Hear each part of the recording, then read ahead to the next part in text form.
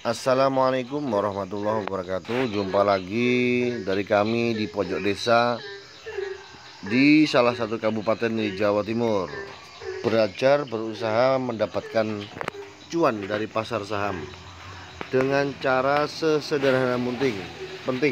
Yang penting cuan, lebih-lebih istiqomah dan hasilnya barokah.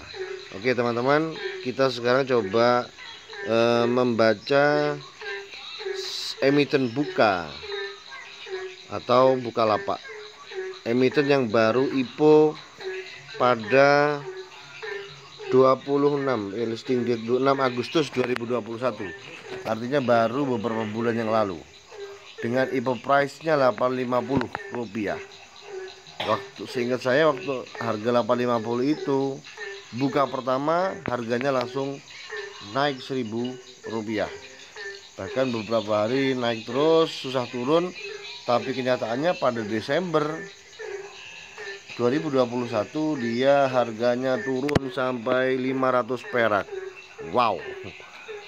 Padahal kalau di TV-TV, di iklan-iklan di sosial media, Bukalapak itu juga banyak melakukan iklan-iklan di media-media tersebut. Tapi kenapa Bukalapak harganya terus turun drastis? Ada apa? Ada sebabnya. Kita coba cek di analitiknya. Pada analitik Bukalapak sering terjadi distribusi saham oleh asing maupun pasar regional.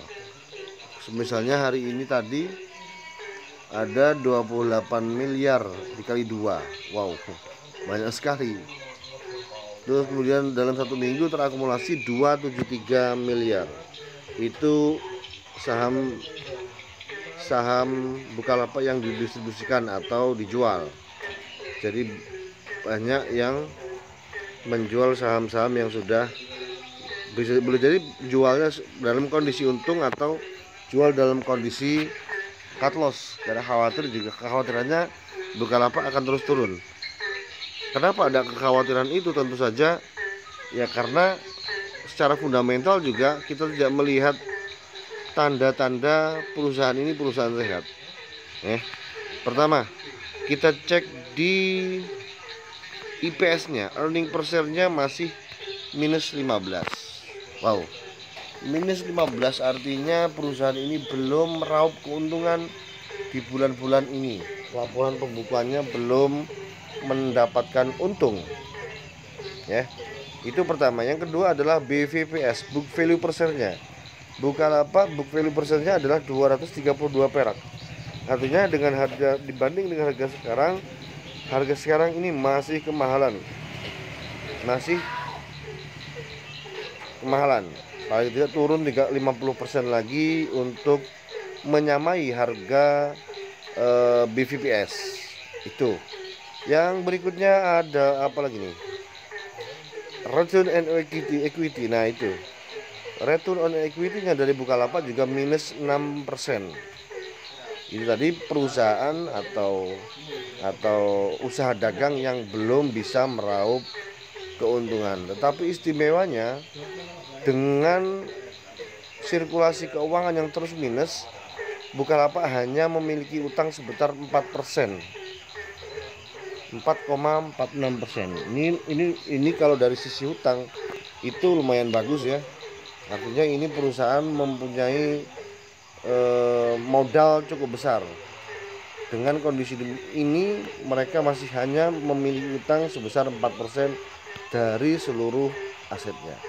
Nah, tetapi secara pribadi kalau lihat dari profilnya, misalnya shareholder composition, apabila masyarakat atau pemegang saham di bawah 5% itu di atas 40%, kami cenderung untuk tidak mau mengakumulasi saham-saham seperti itu. Kenapa? Karena kalau ada saham yang masyarakat memegang 40% ke atas, kecenderungannya ini akan susah ditarik ke atas. Kecuali 40% orang tadi, ia semuanya bersepakat untuk melakukan aksi beli secara besar-besaran. Itu lihat, 55 miliar lembar saham dipegang oleh masyarakat seorang. Jadi sebanyak itu apa bisa secara bersamaan? Bisa saja, cuman bagaimana komunikasinya juga saya juga nggak tahu. Sehingga kalau ingin tetap memaksakan diri untuk trading di Bukalapak, paling tidak strategi yang dipakai adalah strategi hit and run atau strategi scalping.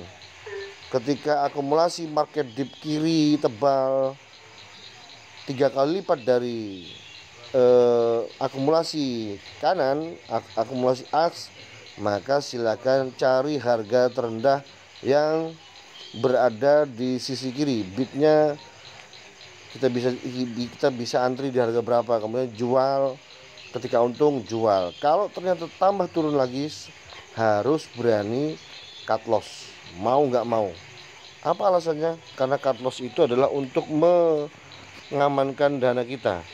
Daripada dimakan ketidakpastian kenaikan harga Bukalapak, mending kita tutup sesi kekalahan di Bukalapak dengan suasana lapang dada. Kita cari cuan lagi di emiten yang lain yang lebih menguntungkan.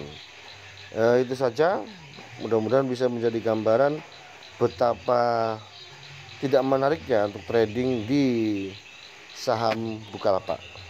Kurang lebihnya mohon maaf, mudah-mudahan ada manfaat. Terima kasih.